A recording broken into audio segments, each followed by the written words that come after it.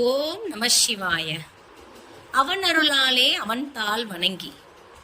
இந்த வாசகம் பாத்தீங்கன்னா எந்த வித கடவுளை நோக்கியும் சொல்ல, எல்லாருமே நம்ம வணங்குறோம். ஆனா இந்த ஒரு 2 லைன், அவன் அருளாலே அவன் தாள் வணங்கி, உன் அருள் கிடைக்கணும்பா, நான் உன்னை வணங்குறதுக்கு எனக்கு உன்னுடைய அருள் வேணும்பா அப்படின்னு கேட்கறது சிவனை மட்டும்தான்.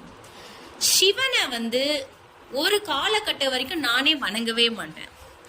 சிவன் கோயில்னாலே பயம், எனக்கு போகவே மாட்டேன். ஒரு காலகட்டத்துல எப்படி நான் சிவனை கும்பிட ஆரம்பிச்சேன்னு எனக்கும் தெரியல.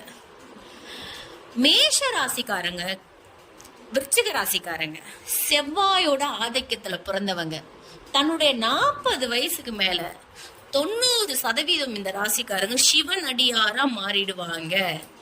சிவனையே சாட்சானமா நம்புவாங்க. நீங்க ஒரு சிவனடியாரெல்லாம் பார்த்தும்போது நீங்களும் உங்களுக்கு தெரிஞ்ச அளவுக்கு விசாரிச்சு பாருங்களேன், நீங்க என்ன ராசினிட்டு.